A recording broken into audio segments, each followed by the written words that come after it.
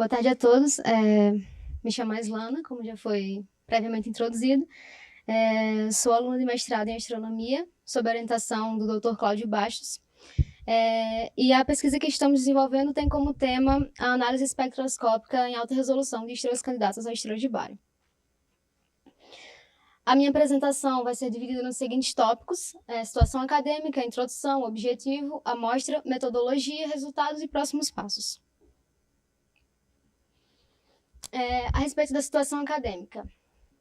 Ingressei na pós-graduação no primeiro semestre de 2021, em março, mais especificamente falando, e o primeiro ano foi destinado ao cumprimento dos créditos das disciplinas. Então, no primeiro semestre, cursei 3 disciplinas: atmosferas estelares, evolução estelar, processos radiativos em astrofísica, e no segundo semestre de 2021, fiz mais 3 disciplinas: astroestatística, astrofísica extragaláctica, introdução à astronomia observacional, totalizando assim a quantidade de créditos necessários por disciplinas.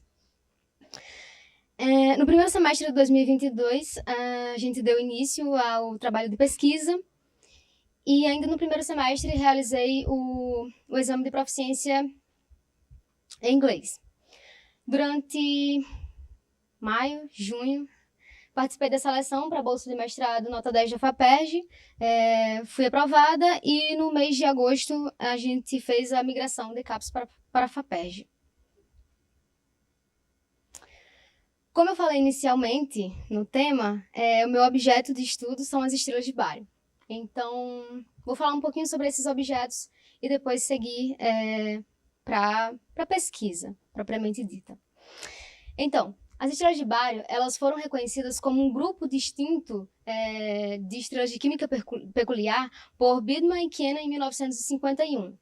Na análise deles, a amostra que eles utilizaram tinha objetos tipo G e K, e a peculiaridade química dessas estrelas se sustentava no fato de que, de acordo com os processos de nucleossíntese conhecidos, essas estrelas não deveriam ter desenvolvido,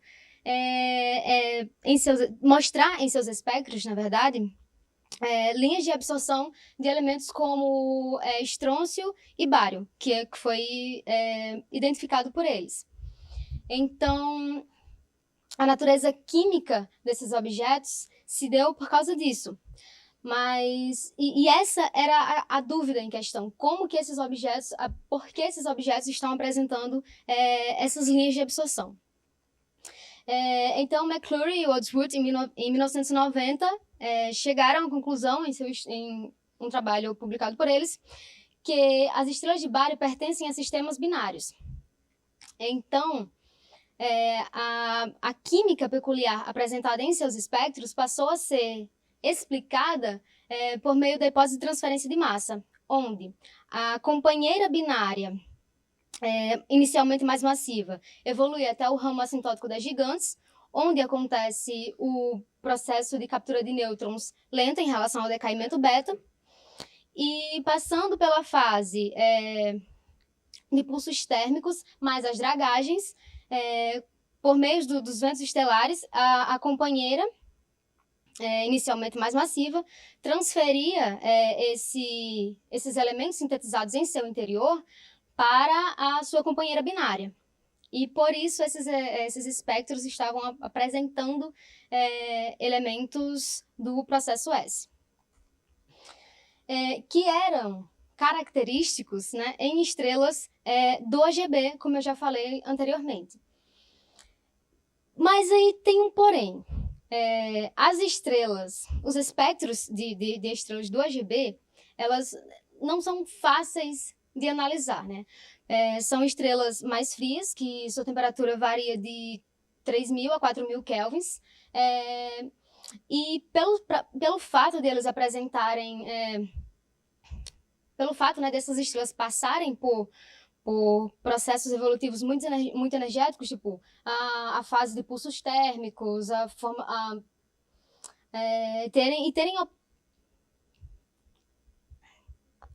por passarem pelas fases de pulsos térmicos, pelas dragagens, enfim, são espectros difíceis de serem analisados, diferentemente do caso das estrelas de Bário, que são as suas companheiras binárias. Então, eu trouxe aqui um exemplo de espectro que foi retirado, imagens retiradas da biblioteca do ESO, simplesmente para exemplificar como seria analisar uma estrela com temperatura mais elevada e uma estrela de temperatura menos elevada. Por exemplo, a primeira figura, a figura 1, é o espectro de uma estrela tipo G, onde a gente pode identificar aqui o contínuo e as linhas de absorção. Já a figura 2 é o espectro de uma estrela tipo M, ou seja, uma estrela mais fria. E a gente vê que para identificar o contínuo de um espectro desse tipo é bem mais complicado. Então, para estudar, para entender melhor os processos de nucleossíntese que acontecem no interior dessas estrelas, das estrelas do AGB, são feitos estudos com estrelas de bário. E esses estudos, eles podem nos trazer, nos trazem e podem nos trazer também, dentre outras perspectivas, a gente pode estabelecer restrições para a frequência dessas estrelas de bário na nossa galáxia, enfim, na galáxia, e também inferir parâmetros a respeito da companheira binária das estrelas AGB, além de obter parâmetros a respeito de suas propriedades orbitais. E são esses os fatos que tornam interessante o estudo das estrelas de bário. E por esses motivos, nós estamos em nosso trabalho analisando 6 estrelas candidatas a estrelas de bário, com o objetivo principal de caracterizar a natureza peculiar desses objetos.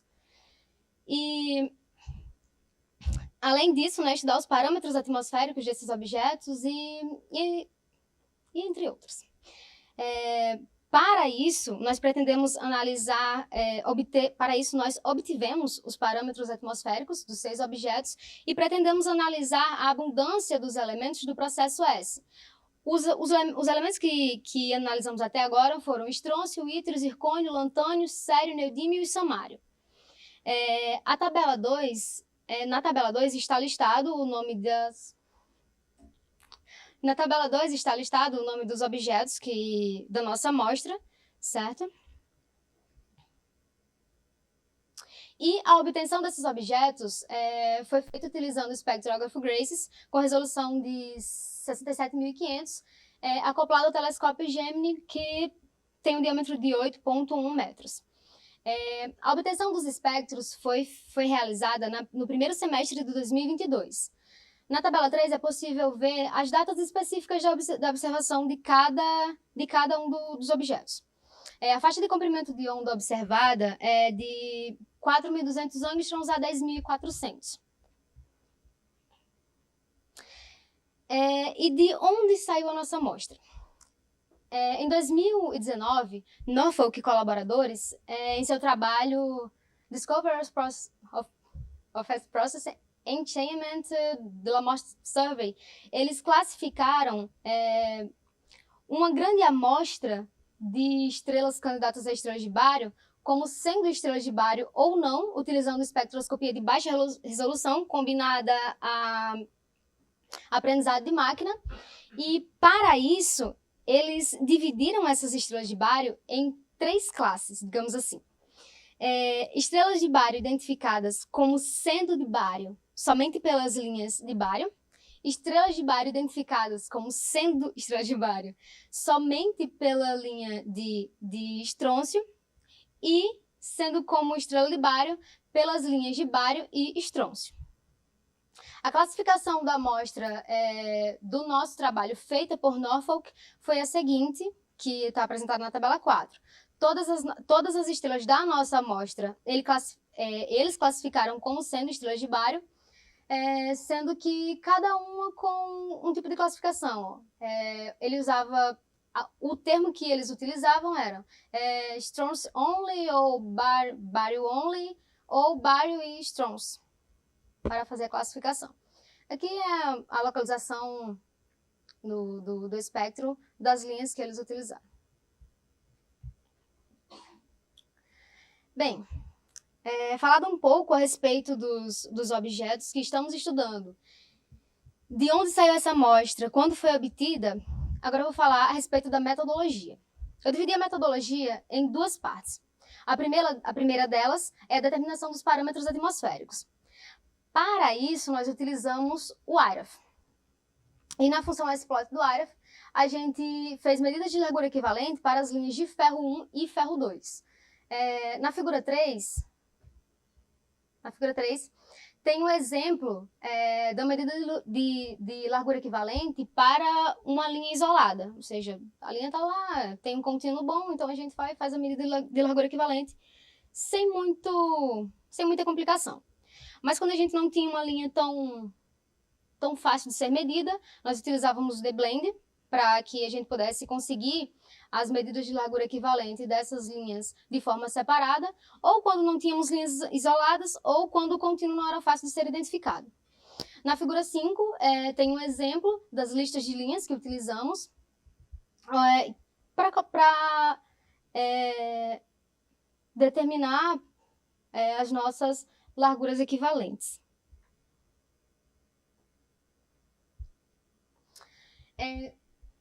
Tendo obtido as listas de larguras equivalentes para o ferro 1 e ferro 2, nós utilizamos um código de interpolação mais os modelos atmosféricos do CURUX para conseguir interpolar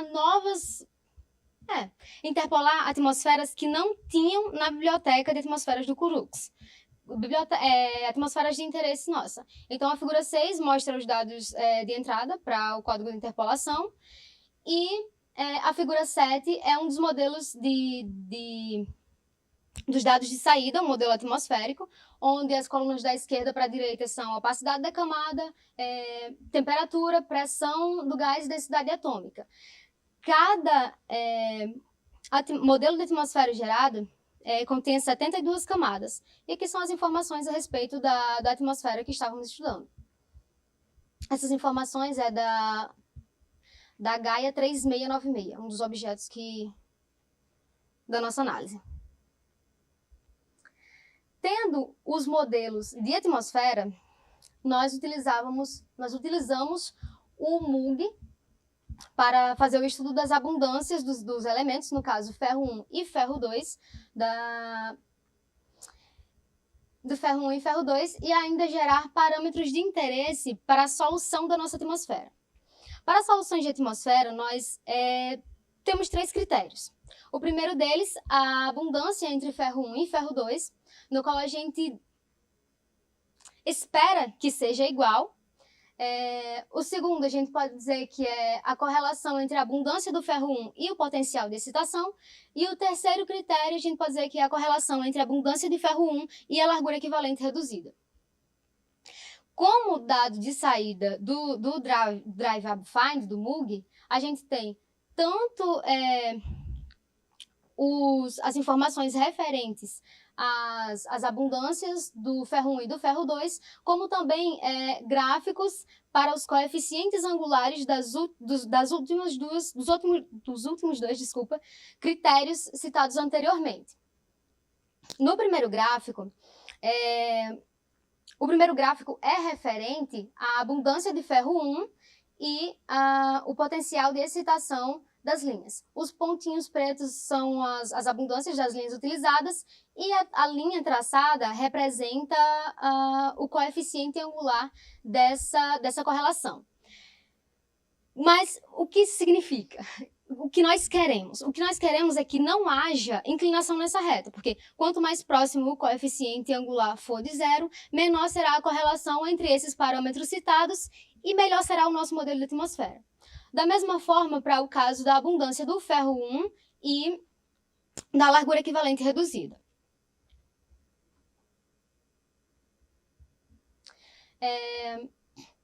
Feita essa análise, além de gerar os dados de saída com o gráfico, o MUG gera ainda as listas com a abundância do ferro 1 e ferro 2 e ainda as correlations dos coeficientes angulares dos parâmetros citados anteriormente. Para análise, geramos os dados de saída, agora o que a gente vai fazer com eles? Eles foram analisados levando em consideração o sigma, calculado pelo MUG, pelo AbFind, e o desvio para cada linha de absorção. Quando nós tínhamos um desvio de 2 sigma, a gente corrigia a linha, via se a largura equivalente estava medida de forma correta, ou caso não estivesse, a gente eliminava uma linha e rodávamos novamente os dados. Por fim, com os dados de correlação entre a abundância de ferro 1, ferro 2, tá, e entre a abundância de ferro 1 e a largura equivalente reduzida, e também os coeficientes angulares dessas correlações, foram gerados gráficos de comparação para os parâmetros obtidos, onde nós buscávamos a solução final para o nosso modelo de atmosfera.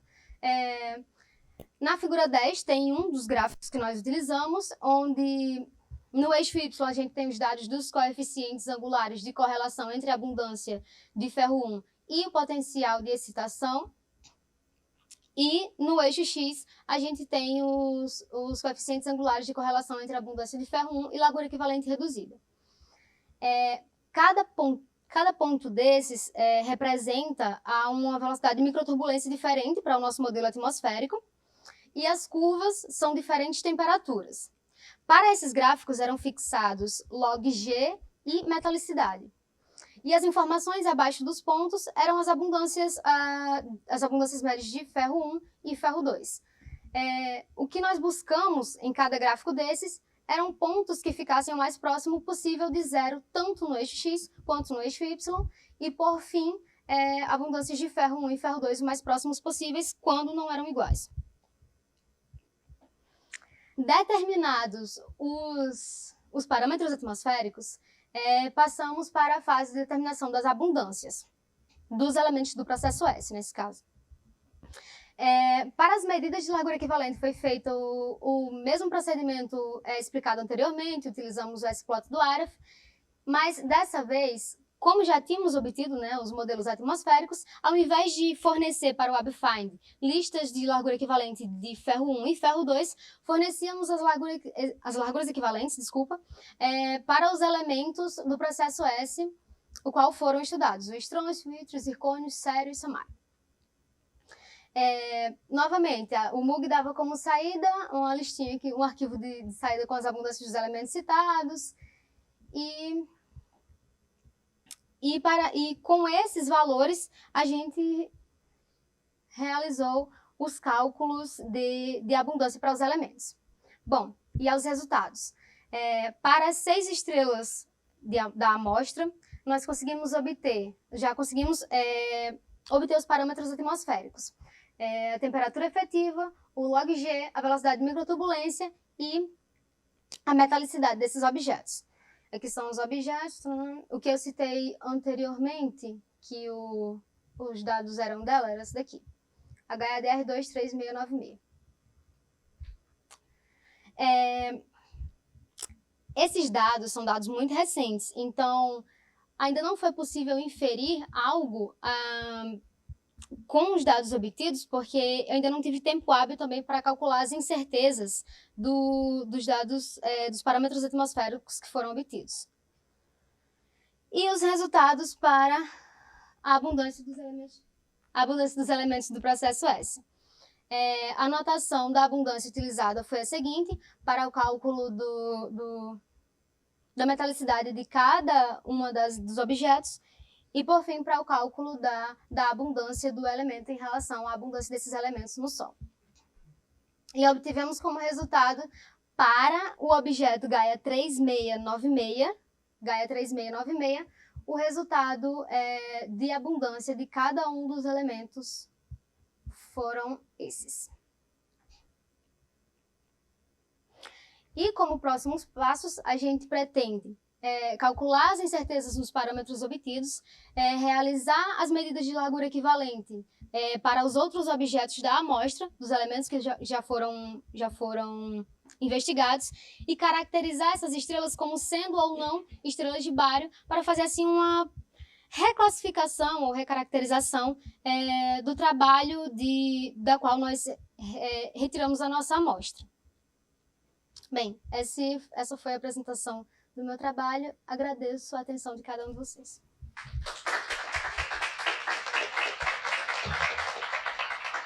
Ok. Vamos começar. Jane, por favor, pode falar? Pois não, obrigada, Cláudio. Parabéns, Islana, pelo andamento do trabalho, muito interessante. Eu fiquei curiosa, no teu resumo você comenta aqui lá da lista do Norfolk, né? São identificadas 895 estrelas de bar, ou possíveis estrelas de bar, né? E aí, para o trabalho de vocês selecionaram 6 e vão utilizar espectros Grace. Como é que vocês escolheram essas 6 estrelas? Tem mais estrelas com espectros disponíveis? Conta um pouquinho como é que vocês, dessas 895, quantas vai ser possível trabalhar? Então, nós selecionamos 6 estrelas, realmente, da amostra das 895. Por quê? Nós queremos fazer um estudo prévio dessa amostra. Eu sei que a amostra do Norfolk é uma grande amostra, né? São 895 objetos que ele analisou, mas a questão é que o Norfolk utilizou espectros de baixa resolução. Nós estamos utilizando espectros de alta resolução e analisando os espectros como um todo. O processo é feito manualmente, o processo é feito manualmente, tipo, as medidas de largura equivalentes são obtidas todas por mim. O Norfolk, ele utilizou a Machine Learning, né, para fazer a análise dos objetos dele. E nós pretendemos analisar essa amostra e, dependendo da classificação dos objetos que a gente obter, a gente pretende expandir a nossa amostra para, quem sabe, obter mais parâmetros, enfim, outras classificações para esses objetos analisados por Norfolk. Tá, mas a dúvida é por que escolheu essas 6? Eram as únicas que tinham espectros disponíveis? Ou tinha outra característica que fizeram escolher essas 6 em particular? Jane, posso falar? Claro. Não, é que essa parte, a Islana não trabalhou na seleção da amostra. Isso, na verdade, foi o que fiz, junto com o Narciso. Dessas 895, nós, a proposal, nós pedimos tempo para o Gemini. E a ideia era não concentrar num número de horas que fosse muito grande, para a gente tivesse um certo número de horas garantido para ter uma pequena amostra inicial. Então, foi limitado em magnitude, tem muita estrela fraca, foi limitado também de acordo com a possível sinal ruído que o Graces pode dar. Estrelas com magnitude acima de 13, o tempo de exposição fica muito longo, então houve uma limitação em magnitude, houve uma limitação em gravidade inicial, a gente se limitou a seleção de estrelas com gravidade inferior a 3, para evitar as estrelas anãs, que a maior parte das estrelas de Bari são estrelas gigantes, isso já foi um limite, e também pela época do ano agora, que foi nessa fase aí de período que nós observamos, de março a maio, março a junho, mais ou menos. Então, foi uma amostra inicial para a gente testar um pouco o critério de seleção do Norfolk, né? Porque ele classifica como estrôncio apenas, com base no estrôncio, apenas no bário, e bário estrôncio. Então, essa amostra de 6 é um estudo inicial dessa amostra. A gente está fazendo um outro pedido, agora também, dia 1º de outubro nós vamos mandar, nós vamos expandir um pouco mais para 13, e de 6 vão passar para 13, mas enfim, o estudar as 895 vai ser, em alta resolução, vai ser impossível. Mas, com certeza. Não, mas eu entendi, quer dizer, você explicou o motivo de por que essas, em função das condições observacionais, e é para testar a metodologia, tá ótimo. Falando em resolução, Islana, se você pudesse mostrar o espectro, essa comparação que você fez em 2 espectros da base do ESO, justamente. Quando você fala do ESO, de que telescópio, espectrógrafo que você escolheu para mostrar aqui?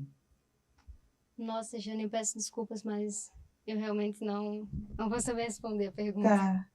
Era só para saber se tinha semelhança com a resolução do que vocês obtêm no Gemini com o Graces. Mas tudo bem. A outra dúvida que eu fiquei com relação a essas figuras, você estava explicando a dificuldade, né, de estudar uma estrela mais fria, que um espectro mais contaminado aí com bandas moleculares, provavelmente, e as do tipo G, que teria, vamos dizer, as linhas mais isoladas. Eu entendi direito, quer dizer, você está, na verdade, apostando mais nas estrelas com um tipo espectral um pouquinho mais quente, para justamente não ter bandas moleculares. Explica um pouquinho de novo a dificuldade que você estava tendo quando comparou esses dois espectros. Tá. Então, a comparação foi realmente só para falar a questão de como seria a dificuldade realmente de observar, de analisar espectros de estrelas mais quentes e estrelas mais frias. No caso, foi só para fazer essa comparação mesmo. Tá, então você está apostando mais nas estrelas do tipo F, G, PGM. Desculpa. Uhum.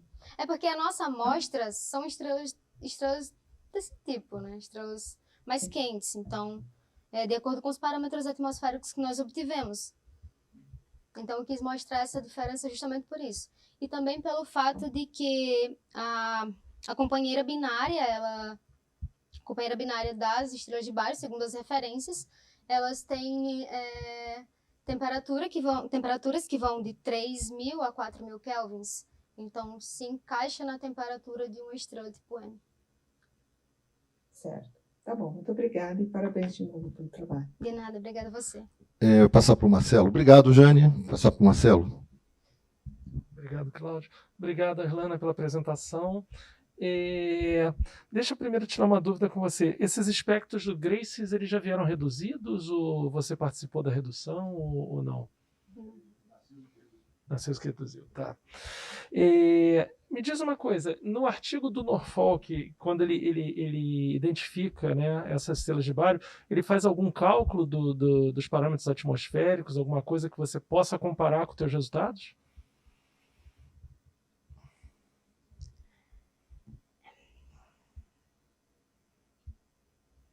Eu não acessei a lista dos objetos, mas de acordo com o procedimento, como ele utiliza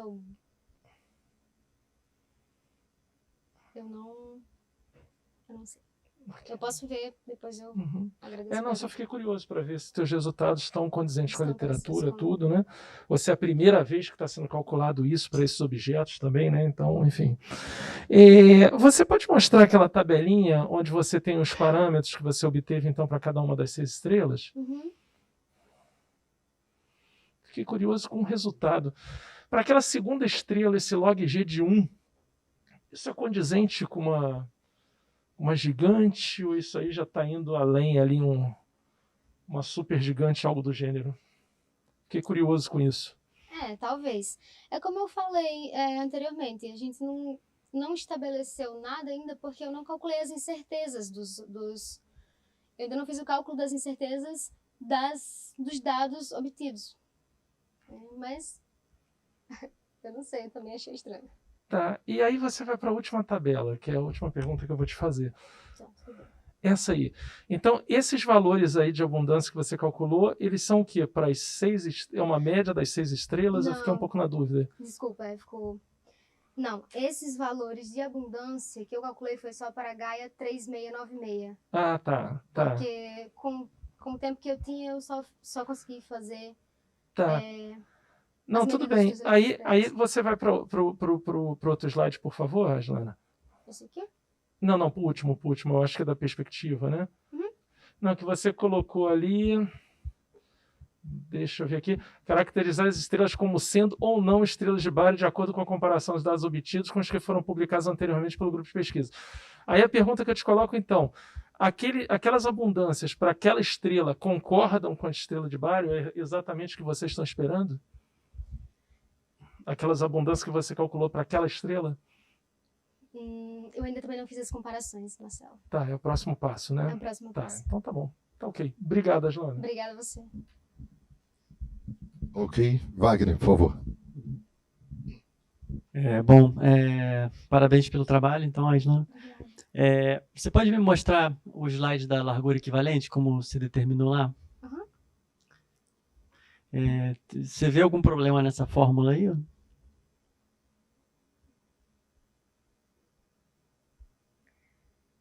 Bem, a equação é para o caso de um contínuo não normalizado. Mas o intervalo de integração de zero zero a até infinito foi o que eu vi na literatura. é só até a linha, né? Da linha, do início da linha até o final da linha. Bom, desculpa. Certo? Desculpa pelo... Não, só... porque senão, se você vai propagar esse erro aí na sua apresentação, você pega essa, vai... Tá. Você pode colocar assim, de um lambda 1 até lambda 2. Entendeu? Tá certo, obrigada. Então, eu acho que você tem dados excepcionais aí do Gemini na mão, né, de alta resolução. São dados valiosíssimos, até o Claudio explica que é custoso pra caramba para tirar uma coisa dessa qualidade, né? Você tem ideia pelo procedimento, você colocando a mão na massa e tudo, vocês teriam talvez a possibilidade de automatizar essa análise? Digo assim, um método automático para medir as larguras equivalentes, existem alguns por aí, e talvez fazer até a própria interpolação dos modelos para você, algo assim, você apertou o Enter, ele já faz isso para você em várias interações e cuspir os resultados finais. Só uma... Ou se isso seria mais para o doutorado aí? Talvez mais para o doutorado, porque no momento mesmo, sim, a minha previsão de defesa, esqueci de falar sobre isso, a minha previsão de defesa está para fevereiro. Então, tenho bastante trabalho para fazer até lá e talvez não dê tempo para pensar muito sobre isso. Entendi. Mas você acha que é possível fazer ou tem algum passo que é manual e realmente complicaria algo automatizado, assim? Porque certamente daria trabalho, talvez teria que ser um algoritmo genético aí, talvez de gerar, ver, aí muda os parâmetros, vai otimizando a coisa a cada geração.